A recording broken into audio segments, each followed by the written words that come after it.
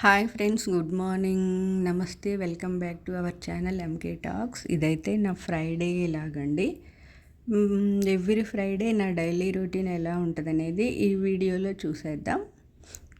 So first అయితే morning లేగానే ఇల్లు ఉడ్చేసి మాప్ పెట్టేసేసుకొని, బయట కూడా ఉడ్చేసి మాప్ పెట్టేసుకొని, నేను శుక్రవారం అయితే ఇలా కమలం ముగ్గునైతే వేస్తా అండి. ఇంకా అదైతే ఫిక్స్ అన్నమాట.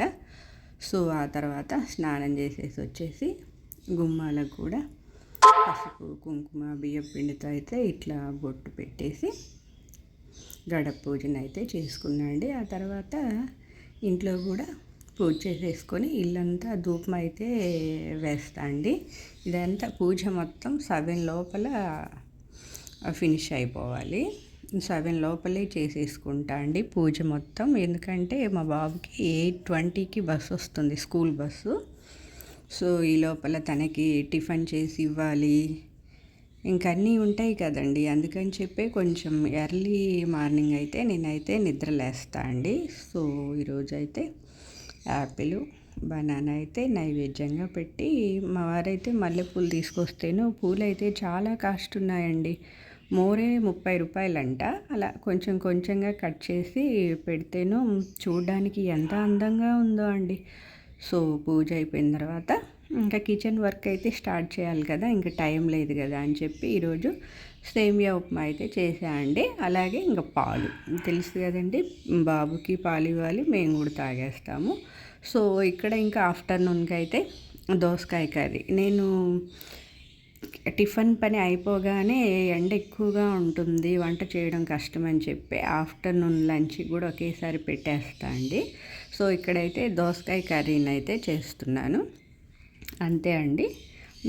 ఆయిల్ హీట్ అయిన తర్వాత తాలింపు గింజలు వేసేసుకొని కట్ చేసుకున్న ఆనియన్ వేసుకొని కొంచెం ఫ్రై అయ్యాక ఒక మీడియం సైజ్ టమోటాని కొంచెం అల్లం వెల్లుల్లి పేస్ట్ వేసి ఉప్పు పసుపు, అది మామూలే అండి, కరివేపాకు కొంచెం అల్లం వెల్లుల్లి పేస్ట్ వేసి కట్ చేసుకున్న ఆనియన్ వేసేసి అవి వేగాక కారం, మనం రుచికి సరిపడినంత కారం అయితే వేసేసుకొని బాగా కలుపుకున్న తర్వాత ముక్కలుగా కట్ చేసుకున్న దోసకాయ ముక్కలను కూడా వేసేసి ఒకసారి బాగా కలుపుకొని ఒక 5 to 10 minutes స్టవ్ని అయితే సిమ్లో పెట్టేసుకొని కుక్ అవనిచ్చామంటే దోసకాయలు అనేవి కొంచెం ఉడుకుతాయండి. మరి ఎక్కువగా ఉడకాల్సిన అవసరం లేదు. చూడండి, దోసకాయ మరి ఎక్కువగా కుక్ అయిందంటే మెత్తగా ఉన్నట్టు టేస్ట్ అంత బాగుండదు.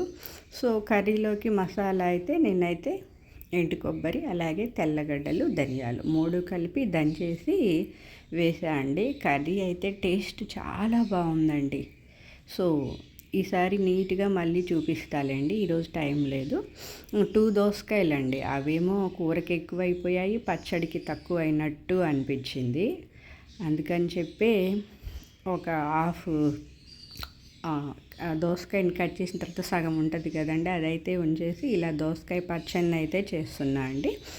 అంతే అండి. కొంచెం పల్లీలను వేయించి దాంట్లో కొంచెం ఉప్పు వేసి అలాగే తెల్లగడ్డలు వేసి బాగా మెదిగేంత వరకు అయితే దంచుకొని ఆ తర్వాత దోసకాయని చిన్న చిన్న ముక్కలుగా కట్ చేసుకొని వేసేసి దోసకాయని కూడా పచ్చిమిర్చి వేసి దంచిన తర్వాత అవి మెదిగాక ఆ తర్వాత అయితే దోసకాయ ముక్కలను కూడా వేసేసి, దోసకాయ వేసిన తర్వాత మరి పేస్ట్ లాగా ఏం దంచక్కర్లేదండి, కొంచెం కచ్చా పచ్చాగా ఉంటేనే తినేటప్పుడు టేస్ట్ బాగుంటుంది. చింతపండు, నేనైతే దోసకాయ కొంచెం పుల్లగే ఉంటుంది కదండి, అందరికీ తెలిసిన విషయమే కదా. చింతపండు కాకుండా కొంచెం చింతొక్క అయితే వేసేసి దోసకాయ పచ్చడిని అయితే చేసేయండి. వంట అంతా ఫినిష్ అయ్యాక ఇదిగోండి కిచెన్ అయితే ఇలా నీట్గా క్లీన్ చేసి పెట్టుకున్నాను. సామాన్లు అయితే ఒక్కరోజైనా తక్కువ ఉంటాయేమో అని చూస్తా అండి, ఉండవండి, రోజుకి ఇంకా ఒకటి ఎక్కువే ఉంటుంది. అలాగే నాకు ఈ వర్క్ అంతా ఫినిష్ అయ్యేలోపే 12:30 అయింది. ఇంకా ఆఫ్టర్నూన్కి రైస్ కూడా కడిగి పెట్టేసి ఉంచా అండి. సో ఇప్పుడు ఇంకా వెన్న చేద్దామని చెప్పి ఫ్రిడ్జ్లో నుంచి మేకన్ని అయితే తీసి బయట పెట్టేసి ఇప్పుడు ఇంకా బట్టలు ఆరేయడానికి ఇప్పుడు వెళ్తున్నా అండి డాబా పైన, టెర్రస్ పైకి వెళ్ళి బట్టలు ఆరేసి కిందకు వచ్చేలోపే టైం అయితే 1 అయిపోయింది. సో ఇంకైతే ఆ స్టవ్ మీద రైస్ పెట్టేసి ఇదిగోండి ఇలా వెన్న అయితే తీస్తూ ఉన్నాను. నేనైతే టీవీ అంత ఎక్కువగా చూడనండి, చాలా తక్కువే చూస్తాను. మరీ యూట్యూబ్ ఛానల్ స్టార్ట్ చేశాక మరీ తగ్గిపోయింది. ఎందుకంటే టైం ఉండదు కదండి, ఇంట్లో పని అంతా చేసుకోవాలి, బయట కూడా అన్నీ తెచ్చుకోవడం. మా వారైతే ఇంకా మార్నింగ్ వెళ్తే నైటే వస్తారు కాబట్టి వర్క్ అయితే ఎక్కువగా ఉంటుంది. అందుకే ఓపిక లేకపోయి వీడియోలు కూడా సరిగా పెట్టలేకపోతున్నాను. ఇంకా ఈవినింగ్ అయితే ఇంట్లో వర్క్ అంతా ఫినిష్ చేసుకొని పూజ చేసుకున్న తర్వాత మాకు దగ్గరలో ఉన్న పూర్ణేశ్వరి గుడికి అయితే వెళ్ళేసి అమ్మవారిని అయితే దర్శనం చేసుకొని వచ్చానండి. సో నా ఈ వీడియో మీకు ఎలా అనిపించిందో తప్పకుండా కామెంట్ చేయండి. వీడియో నచ్చితే లైక్ చేసి సబ్స్క్రైబ్ చేసుకోండి. Thanks for watching. ధన్యవాదాలు.